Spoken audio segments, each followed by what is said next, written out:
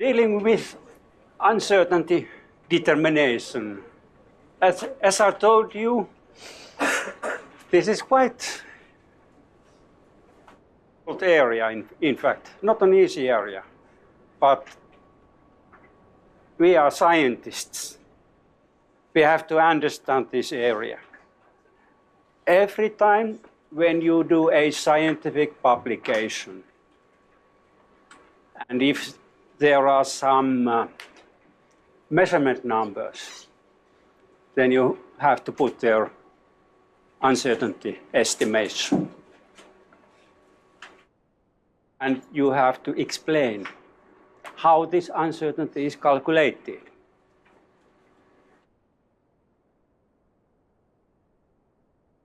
I'm sure that you know why to determine uncertainties. Let's look at the steps of this uncertainty assessment, and let's have an example of it. So, let's assume that a measurement result was obtained by using two different methods, method 1 and method 2, but without any uncertainties. How to assess the reliability of the measurement? In essence, which of the results shown below is more reliable? Any suggestions? Which one?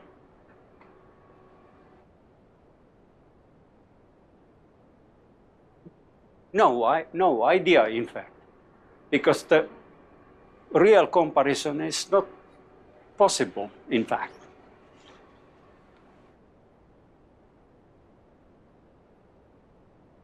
Let's assume that we know the uncertainties. In this case, the uncertainty is small. In this case, it is big. The comparison is now much more easier, since the uncertainties are overlapping, but is this difference meaningless?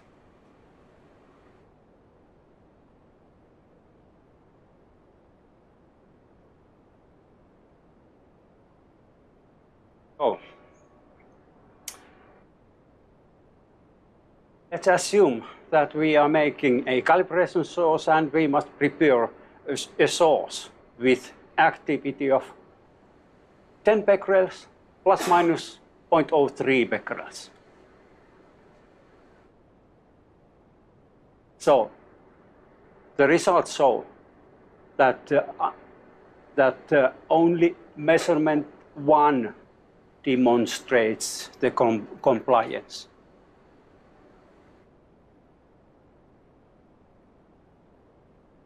So these are the benefits. Method 2 might be notable cheaper, but sorry? So uncertainty is larger.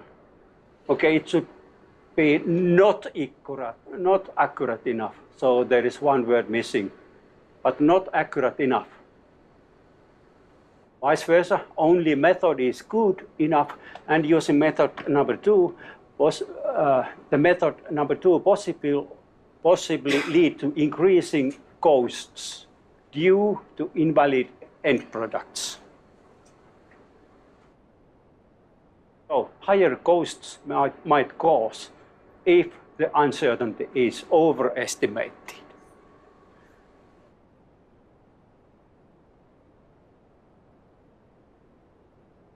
So the measurement results are reliable. In essence, the measurer or developer of the method knows that it is functioning, that the method is functioning correctly, what is critical, etc. The user of the results who do not know details of the method can assess the level or quality of the measurement. So higher risks follow if uncertainty is underestimated.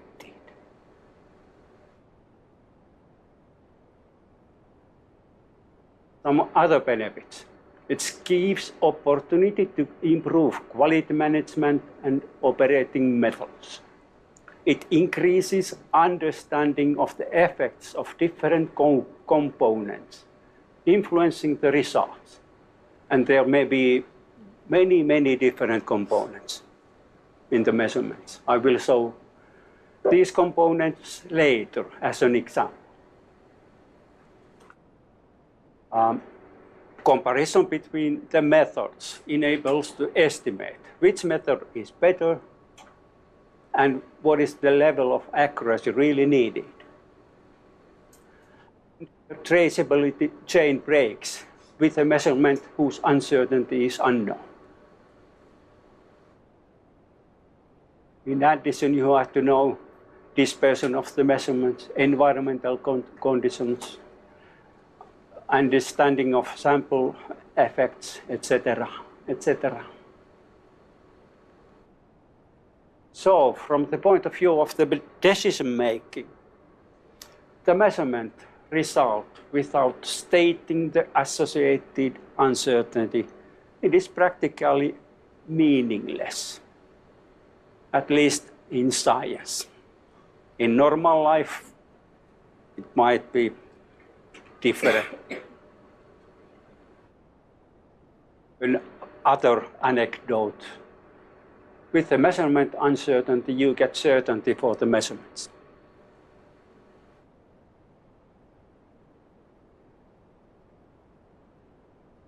One thing that you have to understand is this. So this regards to the terminology. So uncertainty is a little bit different thing than error.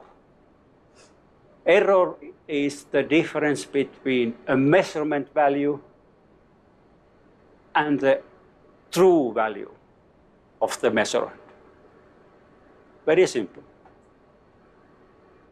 However, uncertainty characterizes the dispersion of the values that could reasonably be attributed to the measurements. But usually we are speaking quite loosely when we are speaking to our friends. For example, we do not use uncertainties. We are using, okay, let's do the error estimation. We are not talking about uncertainty estimation, which is the correct word, in fact.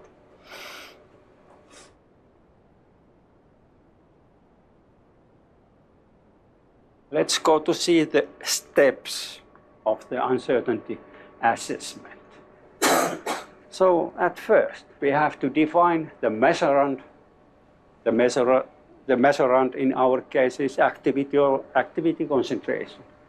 We have to define how the measurand is calculated.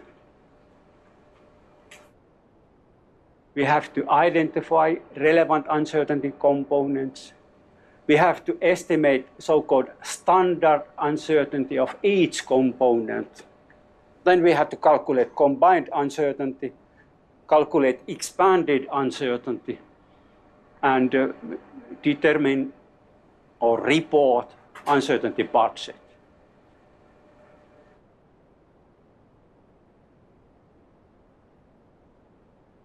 Okay, let's look at all these points separately. So what's the measurand?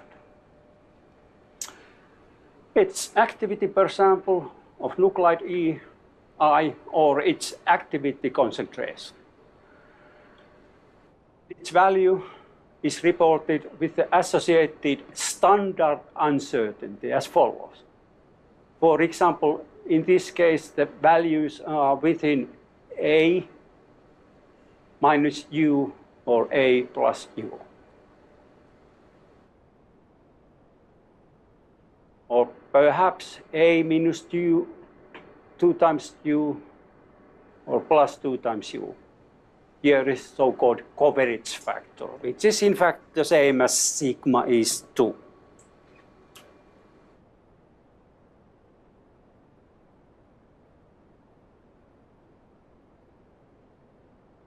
This is in fact the model equation, not a very complex equation. So, as you know, different uncertainty components cannot be directly summarized as such. No, that way. So the model equation is a function of different input quantities with different range of uncertainty. For example, uncertainty rates here in the number of counts in the peak it's different than, for example, uncertainty here. So we must identify their uncertainty components and quantify them. It is shown in the next slides. So this is linear model, and it's of the equation, and it consists only multiplications or divisions, and consists quantities with different units. So there is number of counts, time, seconds, here mass or cubic meter. How to combine these? So quite often it's better to use relative values.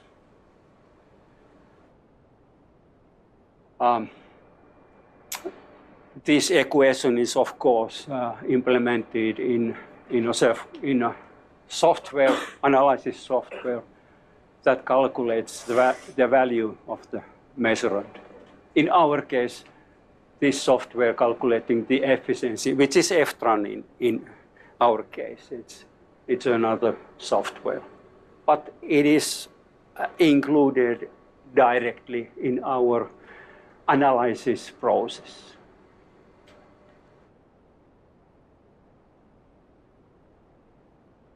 Identification of essential components. In the beginning of the identification process, you should recognize all possible components, either if they are relevant or not. This is also important, because it shows that their existence are accounted for. A comprehensive list of components is valuable, especially in the case if some changes happens in the future. I mean, if the measurement or analysis process changes. So previously non-relevant component may later be relevant.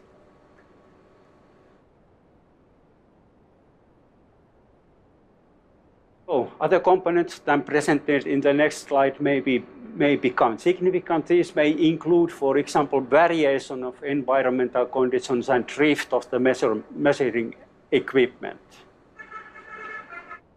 And human factors may sometimes cause notable uncertainties. These are difficult to determine. I have to confess that I have difficulties in this area, because uncertainties in these cases are very difficult to determine. And how to take into account human error. Very difficult area. Okay, let's look at more about the details. So, according to this equation, the main components are following. Number of counts in the photo peak here. This is usually determined by the aid of the analysis software.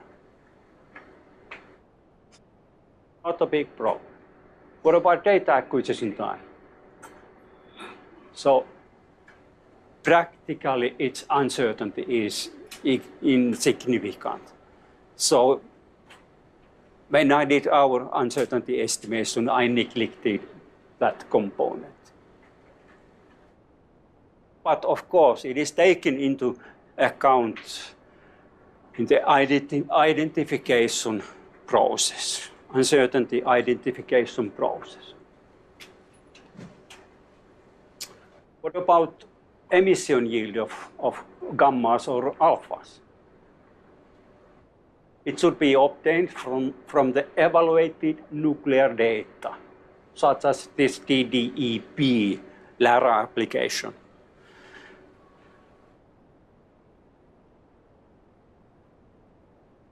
Sample quantity, here in terms of mass.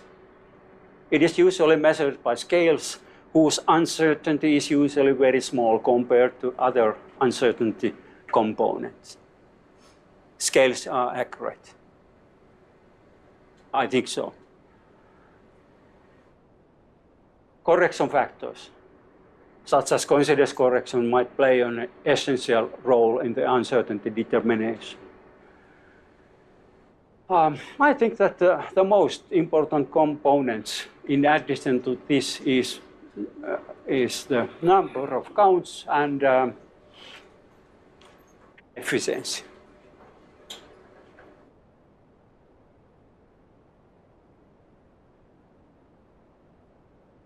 So, how to estimate standard uncertainty of each component? They can be classified into two different types. Type A, quantities are estimated by statistical means and are expressed as standard deviations. Usually these are obtained from measurements. And in this case, standard uncertainty is standard deviation of the mean. Then there is another set of, or type of uncertainties, type B.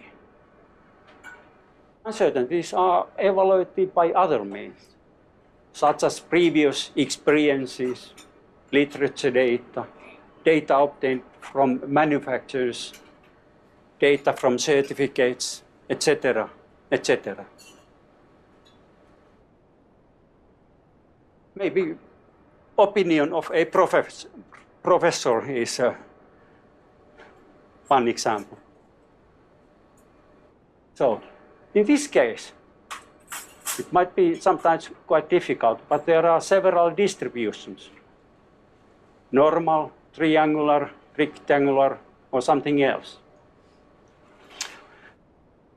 At least from my point of view,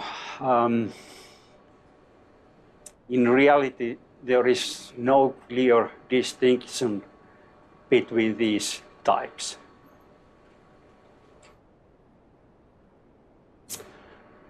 The point here is that these must be scaled to standard uncertainties, and how to do that. It is an example of type A determination. Let's assume that we are looking for the precision of a scale to determine its uncertainty. This is a scale, not the one that you are using in your lab. But anyway, so we must have enough observations, like here. There are a number of measurements, and standard deviation and mean value is this one. So standard uncertainty, which is different to standard deviation, it is determined statistically by calculating standard deviation of the mean. And you can calculate it this way. So, finally, this is standard deviation and number of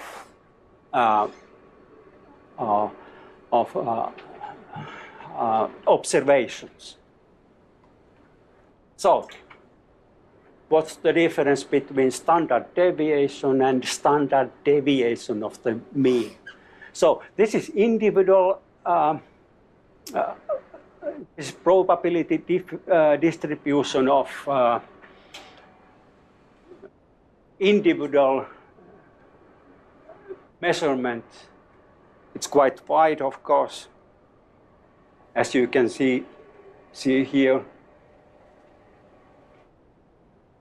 This is standard deviation in this case, as an example.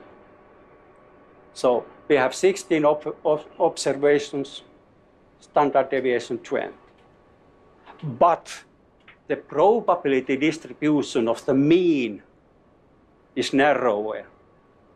So, and you can calculate it like this way here. The correct number is 5. Okay, everybody can see, I guess so. Thanks.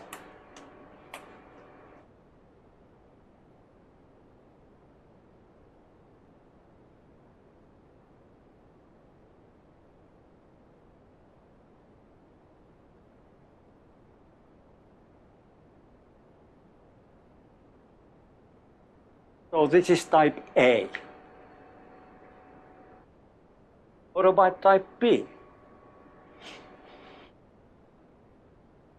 Let's assume that that estimate of the activity in the source certificate is A, activity of some nuclide. But we do not know the shape of the probability distribution, only upper and lower limits. This is quite typical. Not necessarily in the source certificate, there are a lot of other things. We know only lower and higher limits. So there is a rectangular distribution like this. How to calculate its standard uncertainty? So let's have an example. We have cesium-137 in the source, and activities are between these two numbers. So uncertainty in this case, a standard uncertainty is in this case 10 divided by square root of 3. And these are how standard uncertainties are calculated in different distributions. This rectangular distribution is, I think it's most often used, or this Gaussian shape.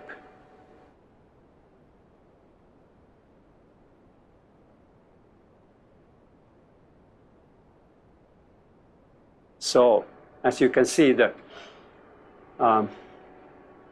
standard uncertainty is smaller than the uncertainty of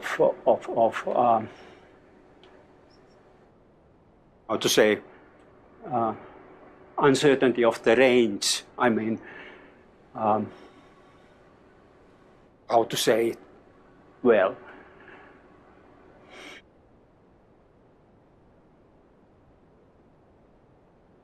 But I think that you know the point here, so sometimes it's difficult to explain. All right.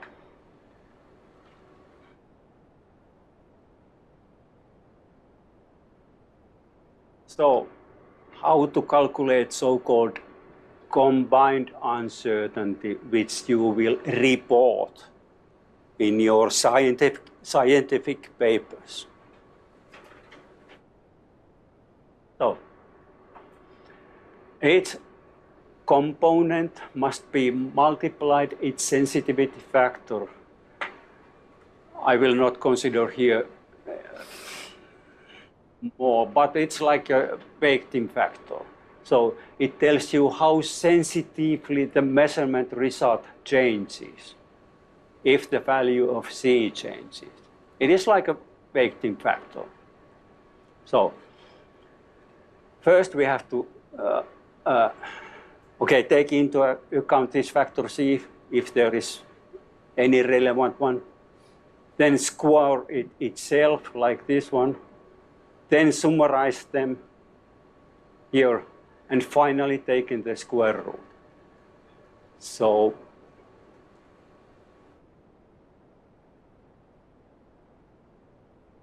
this is the result.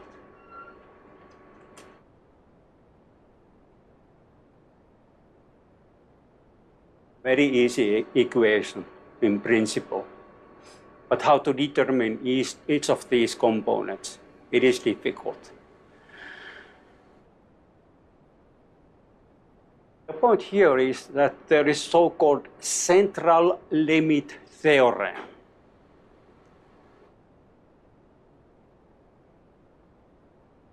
The set of uncertainty sources in these individual sources, they are distributed in different ways. However, the set of uncertainty sources will approach the normal distribution regardless of the individual variables distribution.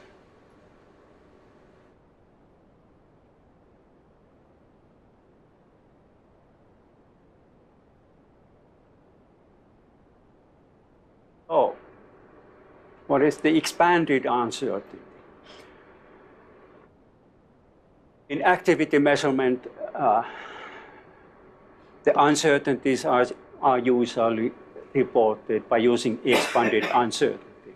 It's a very simple way to report. So it's obtained by multiplying the standard uncertainty to the coverage factor.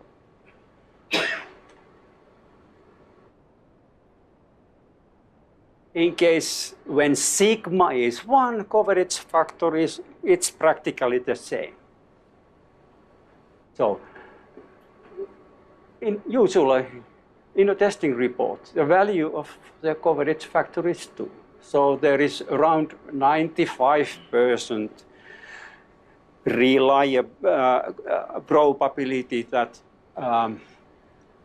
your result will stay within the uncertainty values. Here. Please know that I neglected here the correlations in above mentioned slides. Usually they are not very important, but I cannot go through these things. It's a very challenging area.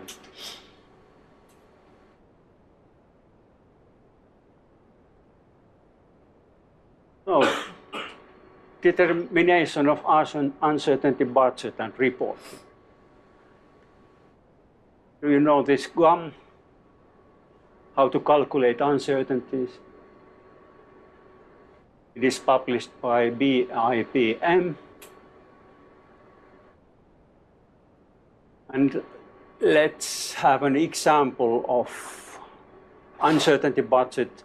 In this case, it's a determination of strontium-90 case via Cherenkov counting and modified ICROM methods in Bilberry matrix. All right. So, for example, counting statistics. It's a type A uncertainty. Relative uncertainty is to 2%. And its contribution to the total or combined uncertainty is 30%. Efficiency, type A, 2.1%.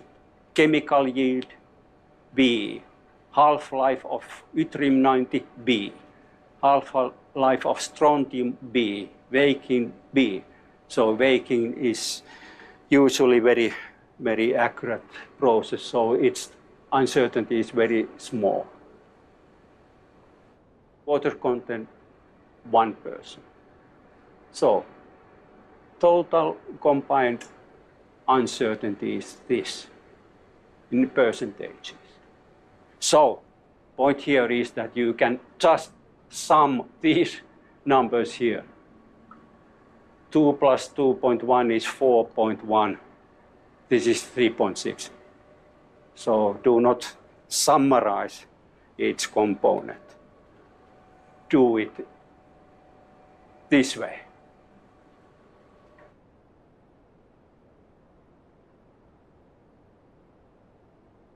Oh, let's go back. Is this clear? Any questions or comments?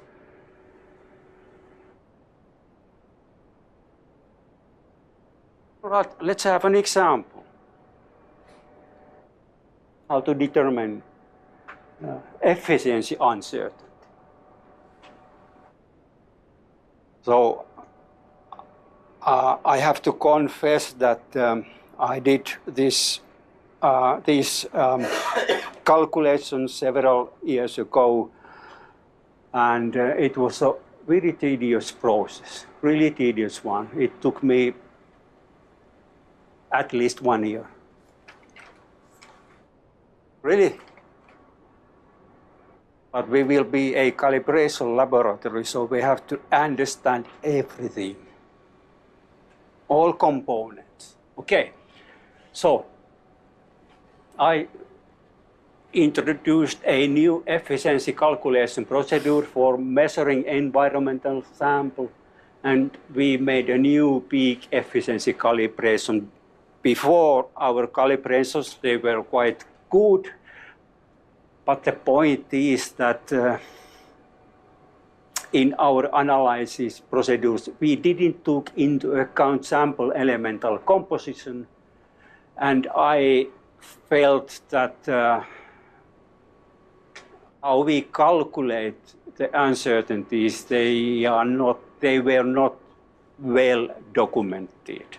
Now they are well documented.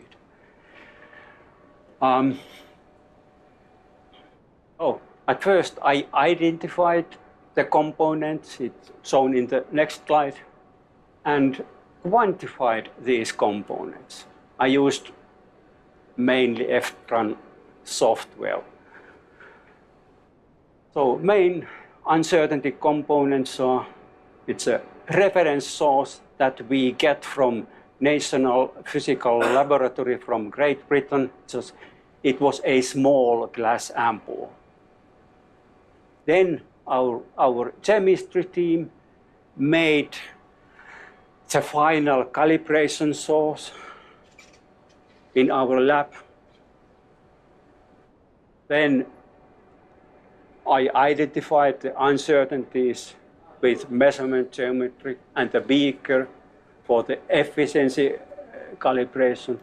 Then I estimated the peak area uncertainties and, of course, uncertainties associated with the coincidence correction, as you saw in my previous presentation. Let's look at this list. So what I did in the first phase, I identified all the components that I think that these are the relevant ones. 17 components, and only calibration phase. Measuring a real sample, it's a different thing. And then in this case, there is another list of components. Okay, first one is gamma emission rate, reported in the certificate. And I have to say that I don't know, is it type A or B, because it was not mentioned in the certificate. However, I know that because NPL is a primary laboratory, that laboratory is doing their work very well and very accurately, I rely on this value for individual nuclides. Uncertainty of radionuclide half-life, it's from the library data. And I don't know, is it A or B type? So this is, in fact, the same data as Lara shows. Uncertainty of the emission probability. It is taken into account. Then we made, this is the original liquid ample. Then our chemistry team made the final calibration source. And then uncertainty of the gamma emission rate was taken into account. Uncertainty caused by the source inhomogeneity. It was not, in fact, not taken into account because it was a water-like source. Some acid is there to prevent radionuclide deposition to the walls of the beaker. Then uncertainty caused by elemental composition, we know it very well, because there is water and some acid. It's known. And this is accounted for in U1 here. All right. Uncertainty caused by calibration source height. In our case, the calibration source is 2 centimeters thick. So it's taken into account. However, it is quite difficult to measure how thick the sample is, and its uncertainty in terms of millimeters is estimated to be 0.5. Uncertainty caused by the diameter variation of the measurement beaker. These beakers are industrially made, but I cannot measure diameter of each beaker because we are making 2,000 measurements per year. So I just assumed that, okay, it is 0.5 millimeters, the diameter variation. Then beaker bottom. I assumed that the variation was 0.1 millimeter. Beaker wall thickness, 0.1 millimeter. Uncertainty caused by the elemental composition of the beaker.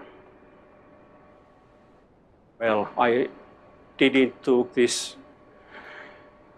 I took it into account. I identified this possibility, but I was not able to analyze. They are polyethylene, I mean the composition, but I don't know, is it possible that the composition of the beaker might vary? So there is no estimation in this case. And then finally, there is a measurement and spectrum analysis phase. So uncertainty of the source positioning. It's this one. This is the detector, and this is the source, calibration source. If it is not exactly put on the symmetry axis of the detector, it may a little bit vary the result. It is taken into account. In this case, we assume that it's 1 millimeter. So we did the measurement very carefully of putting the source on the detector. Uncertainty caused by the count rate of the peak in question. It is calculated by our analysis software, Unisampo Shaman USS. And these are the uncertainties there. So there are, I took into account also other uncertainty related to the peak area, because I did 2 different ways how to calculate peak area. One way, which is taken into Unisampo Shaman software, it takes into account peak fitting. I used another software which uses this same method as you used here. the ROI analysis. And then I took this into account in a comparison. I don't show it here. The effect was not big, but I found an effect.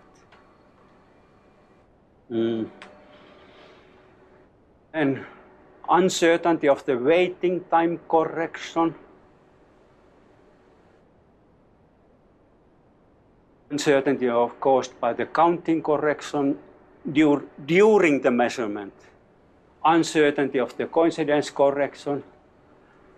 It is obtained by Unisample software, and in fact, I don't know, is it A or B type.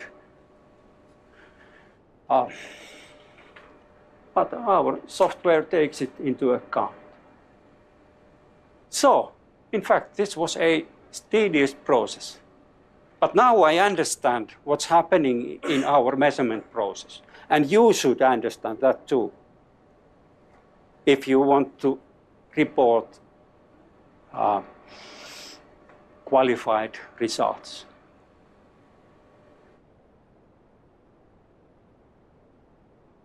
Is this my file? Is it dead? I have to change. Batteries are out of order. Let's put this one here. Yeah, this way.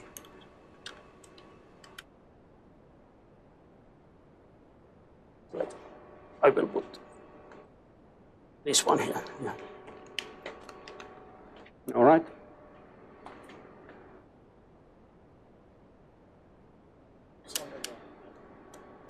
Now it's on.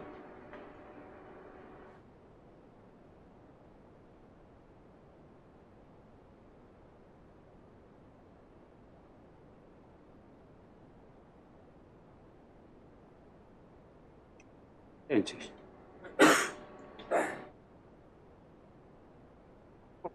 Sorry about this.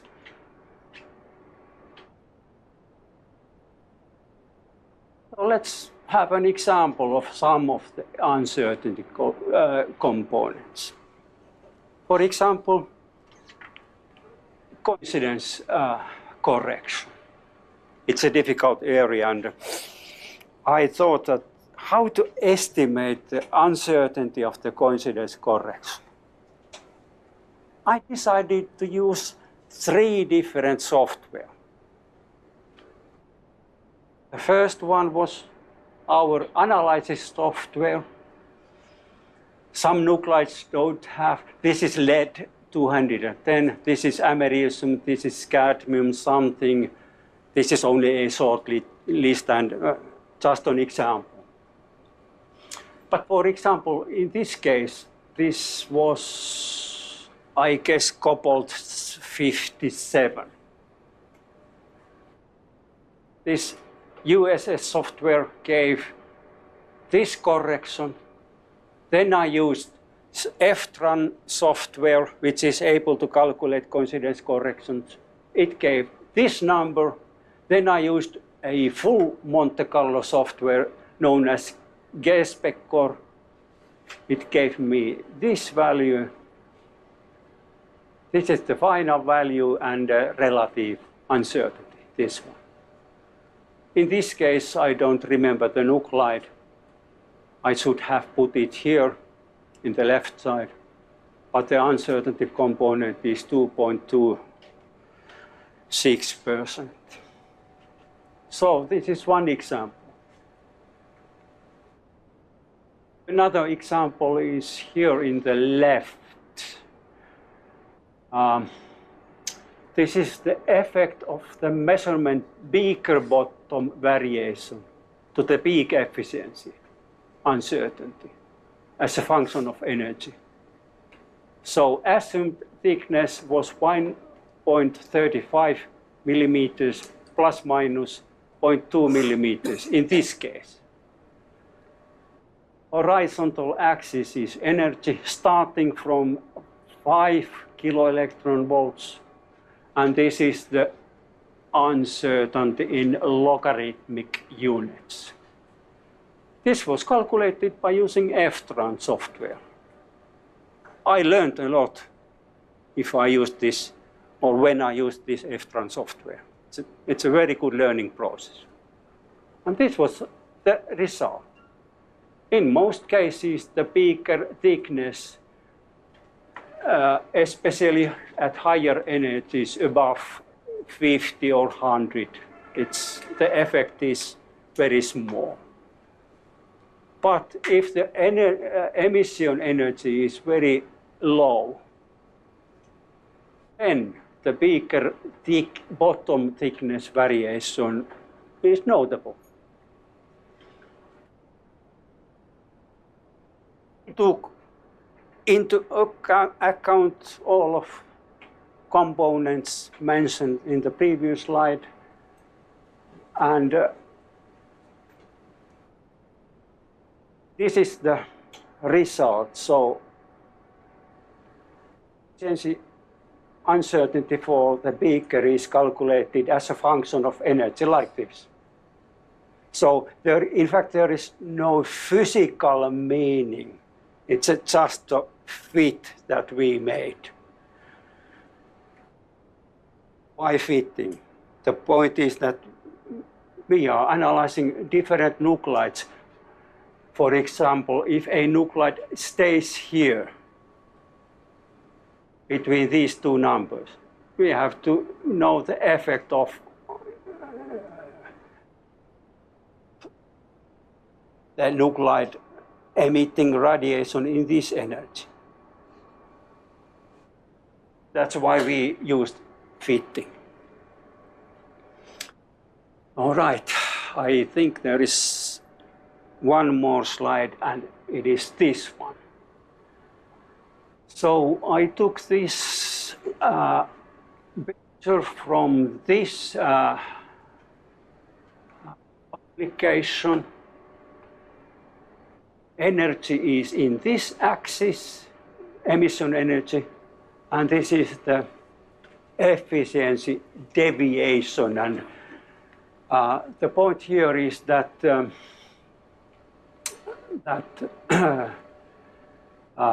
if you are measuring stones, for example, there are different kinds of stones.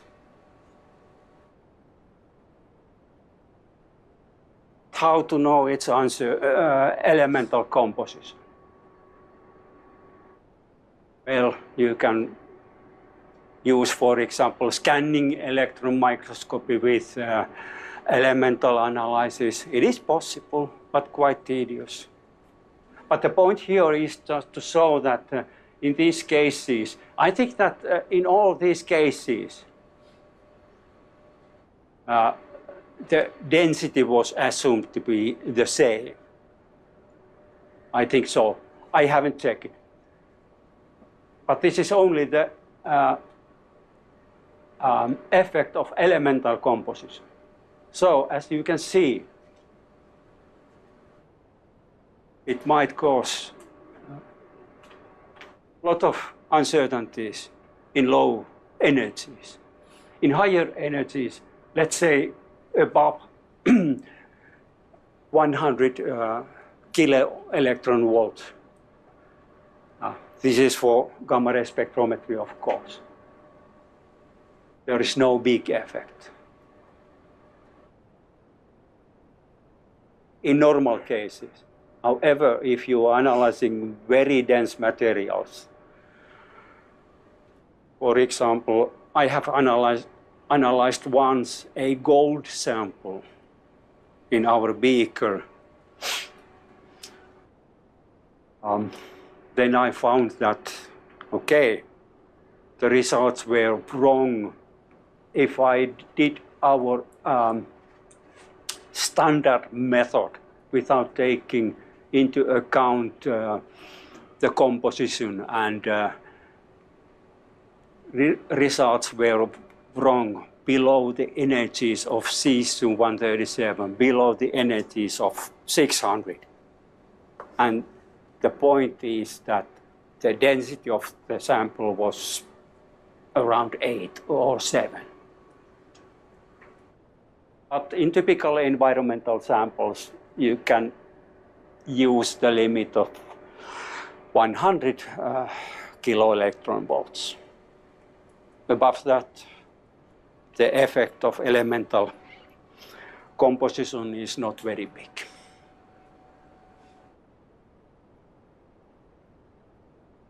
In our case, when we analyze very many different type of sources, I was thinking what kind of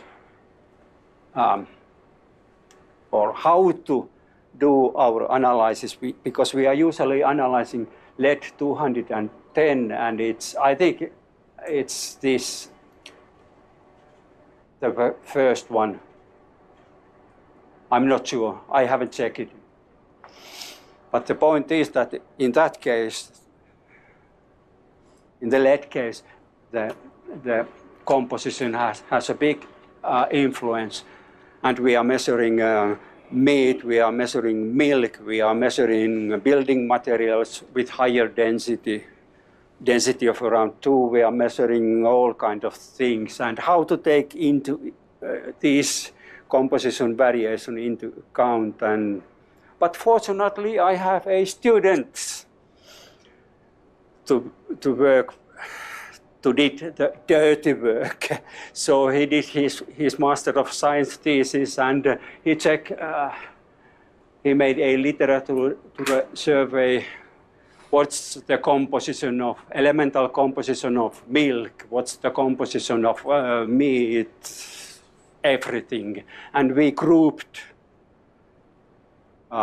compositions in 3 different groups or classes. And if we analyze, for example, very dense materials like construction materials, I mean practically soil, then we use this group 3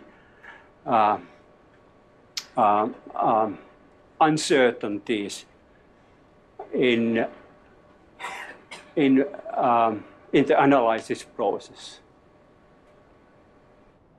So please remember that in each analysis we use this FTRAN software, and we take into account all uncertainties in each measurement, and automatically. And we can get out uncertainty budget also automatically.